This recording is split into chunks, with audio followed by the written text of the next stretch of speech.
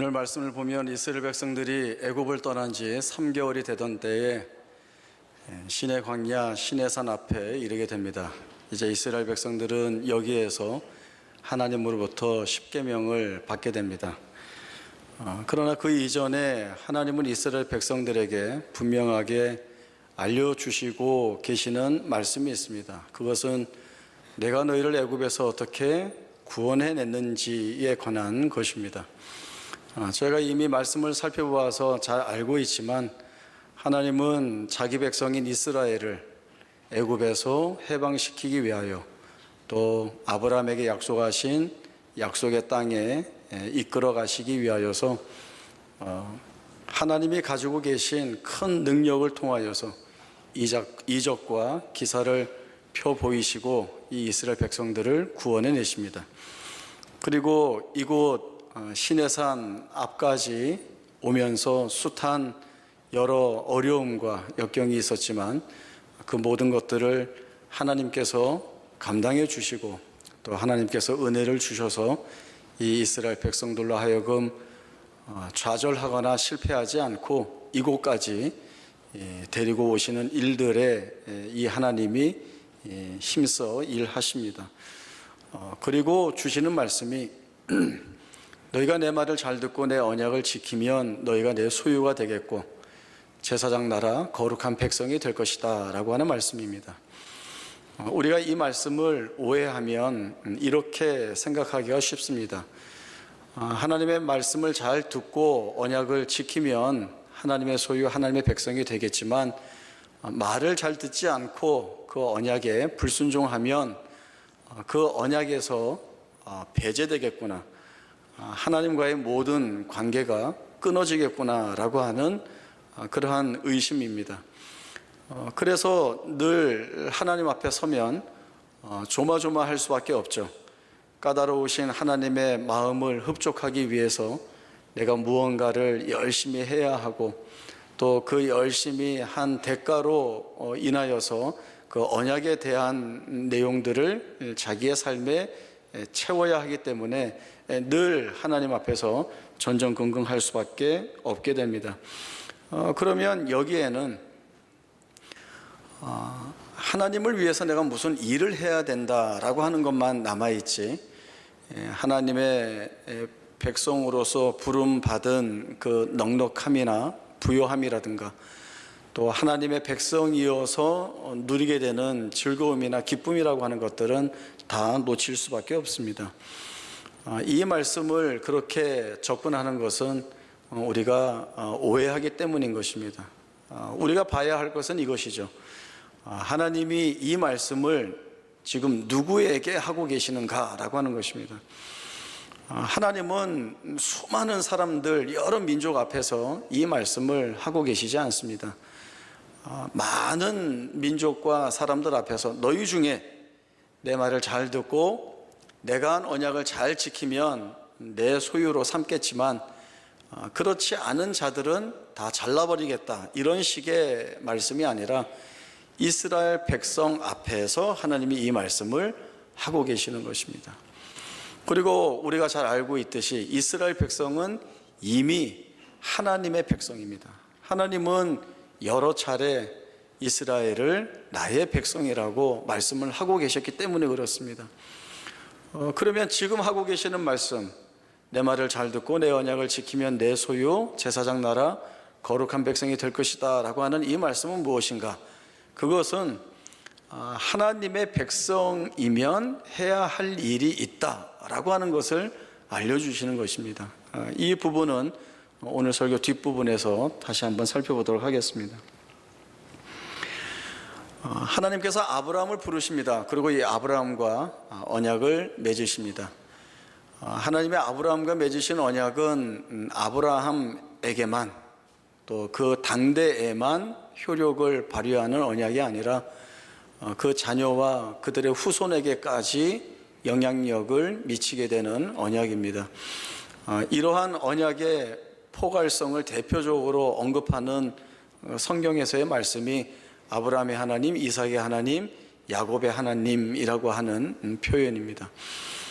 그리고 하나님은 이 언약을 한 번 맺으시고 그냥 끝까지 밀고 나가심으로 인하여서 시간이 지나고 세월이 흘러서 약속에 대한 그 내용이 흐릿해질 때까지 놓아두시는 것이 아니라 그때의 언약의 당사자와 다시 만나셔서 그 언약을 갱신함으로 인하여 아브라함 이후의 그 자녀와 후손에게는 이 하나님이 조상들이 믿었던 하나님으로서가 아니라 오늘 나를 만나 나와 언약을 맺으신 하나님으로서 고백하도록 하는 일들을 이 하나님이 해 나가셨습니다. 그러면 아브라함이나 또 그 자녀와 후손들이 어떻게 이 자리까지 오게 되었는가? 하나님이 애굽의 치하에서 고통받고 있던, 억압당하고 있던 자기 백성인 이스라엘을 해방시키시고 다시금 하나님 앞에 세우셔서 언약의 말씀을 주시는 이유가 무엇인가? 이스라엘이 그렇게 대우받을 만한 무엇이 있지 않았겠는가? 이스라엘의 잘난 부분이 있던가? 아니면 칭찬받을 만한 것이 있던가? 다른 민족에게는 없는 어떤 특별한 조건이나 이유가 이들에게 있었던 것은 아닐까라는 생각을 해보지만, 저희가 출애굽기를 지금까지 쭉 말씀을 통하여 살펴오고 있어서 잘 알고 있듯이 이스라엘이 이때까지 하나님 앞에 잘한 것은 하나도 없습니다. 늘 모세와 아론 앞에 찾아와서 조금만 힘들면, 조금만 어려운 일이 생기면, 위급한 일이 생기면 불평과 원망을 토해내는 것뿐이었습니다. 하나님께는 더 나아가서 대단히 적대적이고 악의적인 말들을 쏟아내었던 이스라엘을 저희들이 기억을 하게 됩니다. 몇 가지 사례만 보면, 홍해 앞에 섰을 때에 애굽에 매장지가 없어서 이 광야에서 우리를 죽게 하느냐, 차라리 애굽 사람을 섬기는 것이 이 광야에서 죽는 것보다 낫겠노라 라고 하는 이야기를 했고요. 또 먹을 것이 없을 때에는, 우리가 애굽에 있을 때에는 고기가마 곁에서 고기를 배불리 먹고 떡도 마음껏 먹었는데 너희가 우리를 이곳에 이끌어 나와서 굶어 죽게 하는구나, 그때 여호와의 손에 죽었다면 더 좋았을 것을 이라고 하는 하나님, 그리고 하나님의 언약에 대한 모든 것들을 의식하지 않는 이러한 지독한 말들을 이 이스라엘 백성들이 쏟아냈습니다. 마실 물이 없을 때에도 왜 가만히 있는 우리를 끌어내서 목말라 죽게 하느냐라고 하는 그러한 불평이 끊이지 않습니다. 매 순간 하나님을 원망하고 불평하는 것, 그리고 이 하나님을 떠나 다시 애굽으로 돌아가고 싶어하는 그 악의적인 마음들이 이 이스라엘 백성들 가운데 있었습니다. 그러나 하나님은 이 이스라엘 백성들이 그렇게 보여지는 것들을 그대로 내버려 두시고 참으시고 그들의 필요를 채우시고, 그리고 잘 달래서 오늘 이 자리까지 오게 된 것입니다. 왜 하나님이 이러한 하나님에 대하여서 적대적이고 불평과 원망과 악의적인 말들을 서슴지 않고 쏟아내는 이 백성을 왜 여기까지 불러오셔서 세우시는가? 다른 이유가 없습니다. 하나님이 사랑하시기 때문에 그렇습니다. 하나님께서 이스라엘을 사랑하시기로 마음먹으셨기 때문에, 작정하셨기 때문에 하나님이 이 이스라엘의 모든 못남에도 불구하고 이 백성을 하나님이 이끌어 오늘 이 시내산 앞에 세우고 계시는 것입니다. 하나님의 사랑은 끝이 없습니다. 하나님의 사랑하기로 작정한 이상 하나님에게서 이 사랑의 대상을 빼앗을 것은 그 무엇도 없습니다. 그리고 하나님은 다른 존재에게 자기 사랑의 대상을 빼앗기지 않습니다. 그리고 그 하나님의 사랑에서 끊어줄 수도 없고요. 그리고 불러놓으시고 망하게 내버려 두시지도 않습니다. 그러나 처음에 우리가 말씀을 오해한 것처럼 우리가 늘 그 전전긍긍하는 것은 그 인과응보의 원리 때문에 그렇습니다. 내가 하나님을 사랑하지 않으면 하나님도 나를 사랑하지 않을 것 같고, 내가 하나님 말씀을 잘 안 들으면 하나님이 나를 벌 주실 것 같고, 그래서 지금 내가 걷고 있는 이 현실 속에서 어떤 어려운 일을 겪거나 힘든 일을 경험하게 되면 하나님이 나를 버리셔서 이 심판과 이 벌을 받는구나라고 하는 귀결로 우리의 삶을 끌어나가는 경우가 대단히 많이 있습니다. 그래서 늘 우리가 할 것이라고는 노심초사하면서 하나님께 잘 보이기 위한 일들을 해야 되는 거죠. 그래서 무슨 일만 벌어지면 하나님 가만히 계세요, 제가 다 하겠습니다 하고 뛰쳐나가는 것이 늘 우리의 모습이 아닌가 싶습니다. 그러나 여기서 봐야 될 것은 우리 인생의 주도권이 누구에게 있는가, 누구에게 있어야 하는가 라고 하는 사실입니다.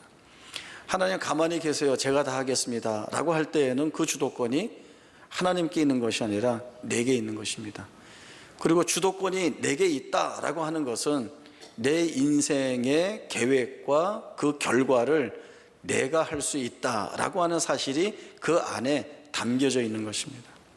하나님 가만히 계세요, 제가 다 할게요 라고 하는 것은 어떻게 보면 적극적인 신앙의 표현 같지만 그것은 내가 하나님께 잘 보여서 내가 원하는 것을 얻어내기 위한 도구로 삼는 것이지, 하나님께서 자신의 말씀 안에서, 언약 안에서 만나시고 싶은 형태는 분명 아닌 것입니다. 하나님께서 우리의 생애를 주도하시고 주도권을 갖고 계시고 이끌어 가시겠다라고 하는 것은 하나님 편에서의 하나님이 가지신 열심입니다. 그래서 창세기 17장 7절에 있는 이 말씀에서도 하나님이 얼마나 강력하게 이 뜻을 가지고 계시는가를 저희들이 볼 수 있습니다. 한 절의 말씀이지만 찾아보고 함께 보겠습니다. 창세기 17장 7절입니다.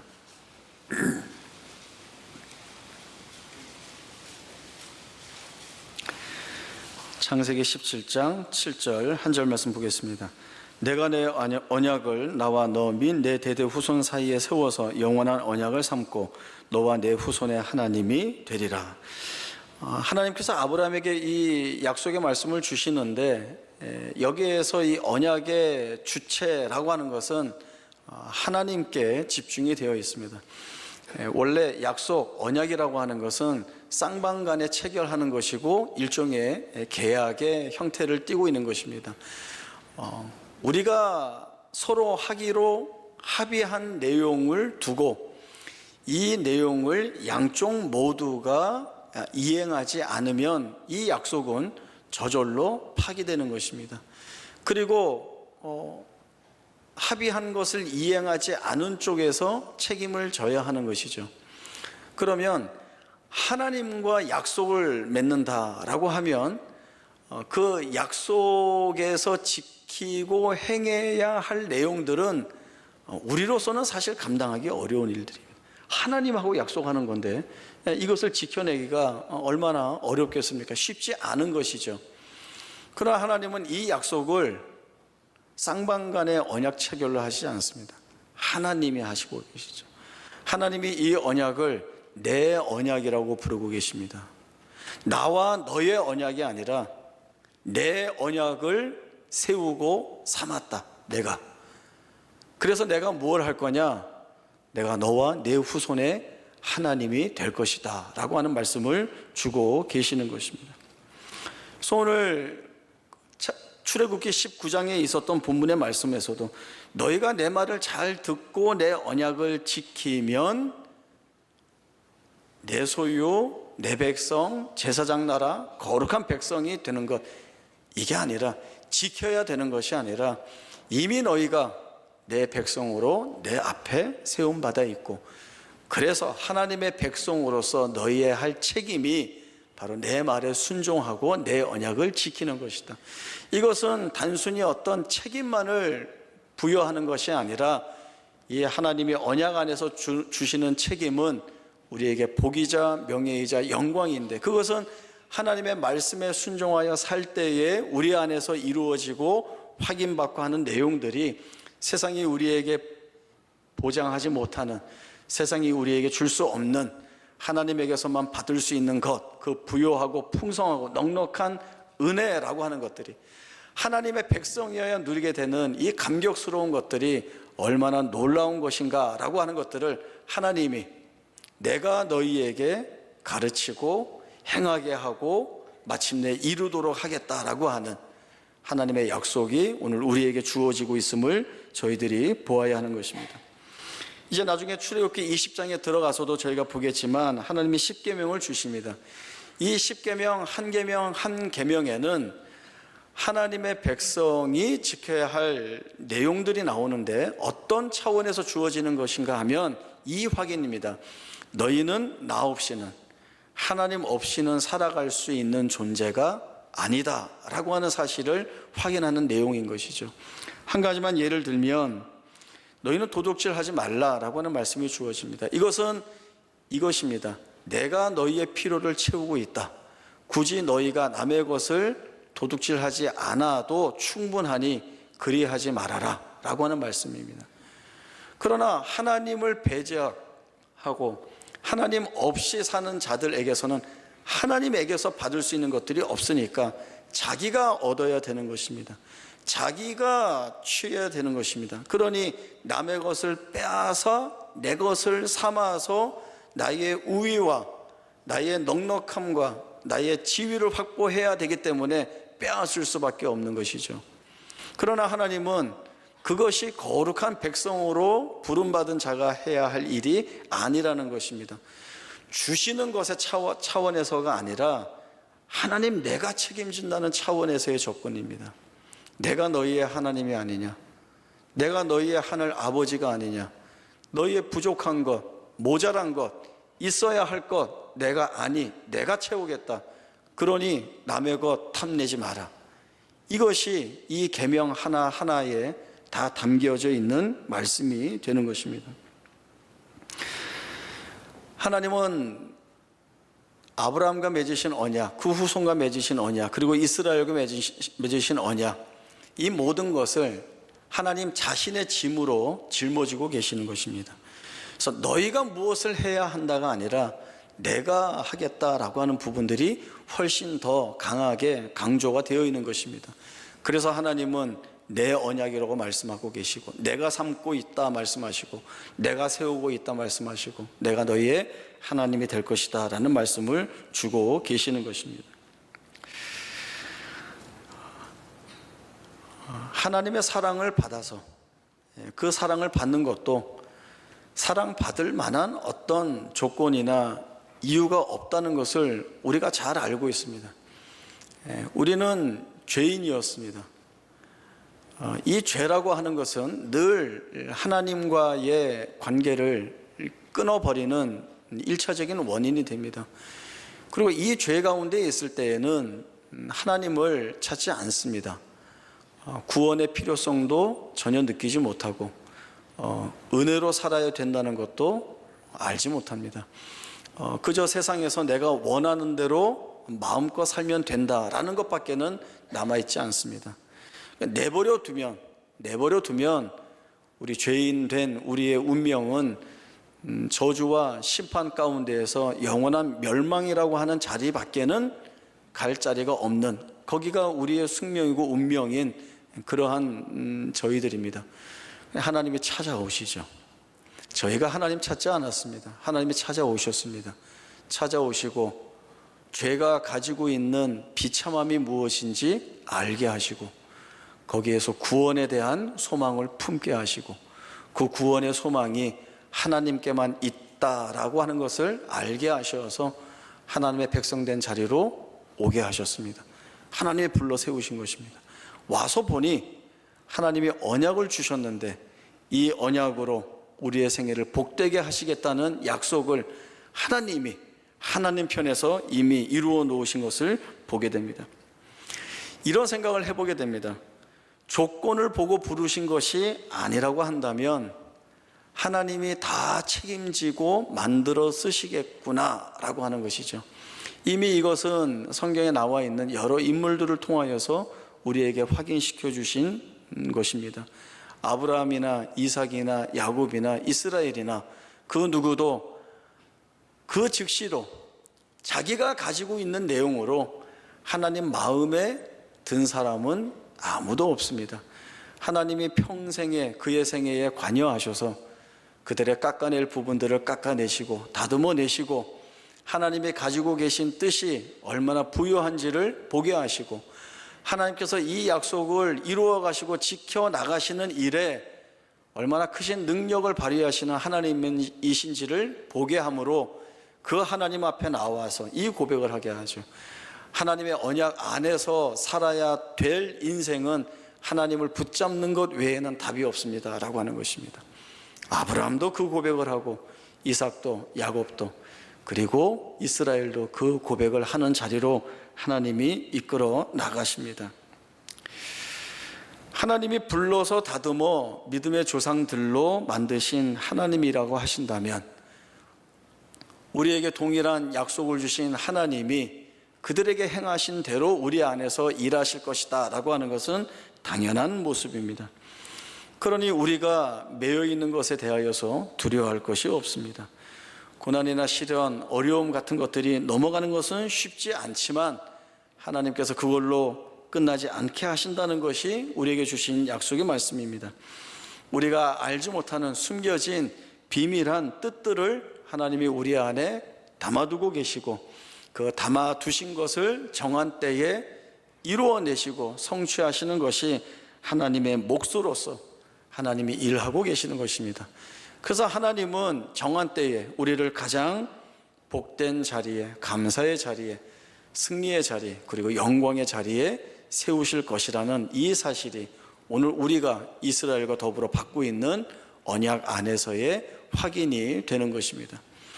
하나님이 우리에게 내가 너희에게 준 말에 순종하고 내 언약을 잘 지켜 내 소유가 되고 제사장 나라가 되고 거룩한 백성이 되어라.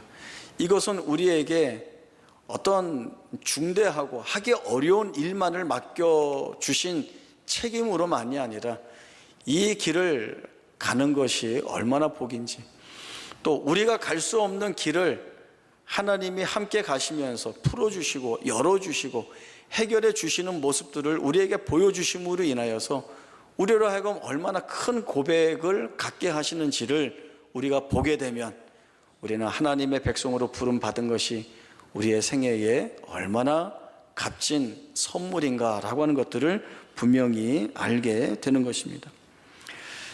이 믿음이 없이 우리의 생애를 우리가 책임지고 살아나간다는 것만큼 암울하고 비참한 것이 없습니다. 왜냐하면 거기는 풀어낼 수 없다라고 하는 막연함이 물들어 있고 그 미래가 어떻게 될지 모른다는 불확실성이 늘 근심하며 걱정하는 자리에 메어 놓을 수밖에 없습니다. 그러나 다시 처음부터 돌아간다면 조건으로 우리를 부르지 아니하신 하나님, 내가 언약을 주고 내가 준 언약을 이루기 위하여서 너희를 바꾸어서 내 앞에 세우는 인생 되겠다라고 하신다면 우리가 지금 걸어가고 있는 우리의 현실 속에서 우리의 삶 가운데에서 맞닥뜨리고 부딪히는 그 모든 일들이 기쁜 일이건 즐거운 일이건 좋은 일이건 아니면 고난이건 시련이건 눈물을 쏟을 수밖에 없는 일이건 가슴을 치며 아파할 수밖에 없는 일이건 상관없이 조건 없이 일하시는 하나님이시기에 그 어느 것에도 방해받지 않으시고 이렇게 멈추어지도록 되지 않으시게 하시는 하나님께서 오늘 내 안에서 일하신다는 이 약속이 얼마나 큰가라고 하는 것들을 우리가 분명히 봐야 하는 것입니다. 그러면 담대할 수 있습니다. 지금 이 고난이 고난으로 끝나지 않을 것이고 이 아픈 것이 아픈 것으로 끝나지 않게 하실 하나님의 일하심이 이제 내 생애 속에서 펼쳐 보이고 열어지게 될 것이라고 하는 이 사실이 오늘 우리의 언약에 대한 순종의 믿음을 요구하고 있는 것입니다. 우리 모두는 아멘이라고 답을 하고 이 길을 가야 할 것이고 그 아멘의 응답을 받으신 하나님께서 영원전부터 작정해 두시고 열어놓으신 그 일들을 풀어내셔서 가장 영광된 자리에 우리를 세워 놓으실 것입니다. 이 자리를 우리의 마음속에 소망으로 담아두며 오늘 걸어가야 할 길들을 이 언약에 대한 믿음을 가지고 함께 고백하면서 나아갈 수 있기를 바랍니다.